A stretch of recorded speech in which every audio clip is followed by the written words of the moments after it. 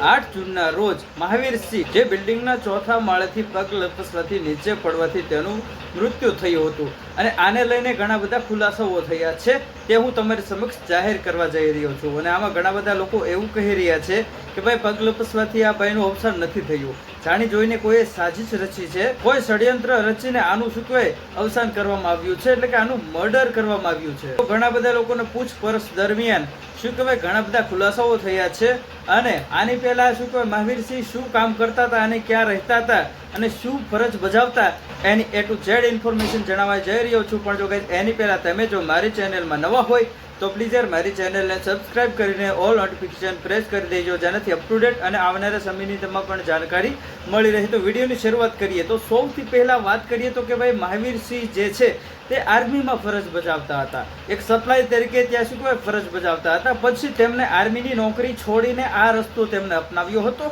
જેમાં તેમના પર ઘણા બધા ગુનાઓ દાખલ થયેલા નીકળ્યા છે. શું કોઈ ઘણી બધી દુશ્મની પણ કરી હતી. આના પર ચર્ચા કરવાના છે કે મહાવીરસિંહ પર કેટલા બધા ગુનાઓ દાખલ થયેલા છે અને શું શું તેમને કાંડ કર્યા છે તે પણ હું તમને જણાવવા જઈ રહ્યો છું. અને મેન વાત એ છે કે ભાઈ આમનું મર્ડર થયું છે કે પછી આમ ચોથા માળેથી પડવાથી હત્યા થઈ છે. તમે બિલકુલ સાચું સાંભળ્યું છે, તો તેના પર ચર્ચા કરવાના છીએ. અને સમગ્ર ઘટના કઈ રીતે બની તે મેં તમને નેક્સ્ટ વિડીયોમાં પણ જણાવ્યું છે. પણ જો આ તમે મારી ચેનલમાં નવા હોય, જે મારો વિડીયો પહેલી વાર જોતા હોય, તેના માટે જણાવું છું કે ભાઈ હોટલમાં રહેતા હતા મહાવીરસિંહ ત્યાં ફ્લેટ પર, અને ત્યાં પાડોશી સાથે અચાનક બોલાચાલી થવાથી તે મામલો ઝઘડામાં પલટી ગયો હતો અને પછી ત્યાંના સ્થાનિક લોકોએ 112 પર કોલ કરીને અર્જન્ટ પોલીસ બોલાવી હતી અને પોલીસથી બચવા જતા પોલીસ તેમની પાછળ પડતા શું કહેવાય મહાવીરસિંહનો પગ લપસતા ચોથા માળેથી નીચે પડતા તેમનું મૃત્યુ થયું હતું, આવું જણાવવામાં આવ્યું છે. હાલ શું સાચા રિપોર્ટ આવે છે તેના પર આધારિત છે. અને અત્યારે સોશિયલ મીડિયાના મારફતે ઘણા બધા લોકો એવું કહી રહ્યા છે કે ભાઈ આ એક પ્લાન હતો, પ્લાનથી આ બધું કાર્ય કરવામાં આવ્યું છે, તો તેના પર ચર્ચા કરવાના છીએ. સૌથી મોટી વાત તો એ છે કે ભાઈ આપણા જે મહાવીરસિંહ છે લોરેન્સ બિશ્નોઈ ગેંગમાં પણ સામેલ હતા તેવું સામે આવ્યું છે. ઘણા બધા ડ્રગ્સ સપ્લાયના કેસમાં પણ આ ભાઈનું નામ આવ્યું છે. તમે આવા ઘણા બધા ગુનાઓ તેમના પર દાખલ કરવામાં આવેલા હતા. હવે મેન વાત એ છે કે ભાઈ શું આમનું મૃત્યુ થયું છે કે પછી આમનું મર્ડર કર્યું છે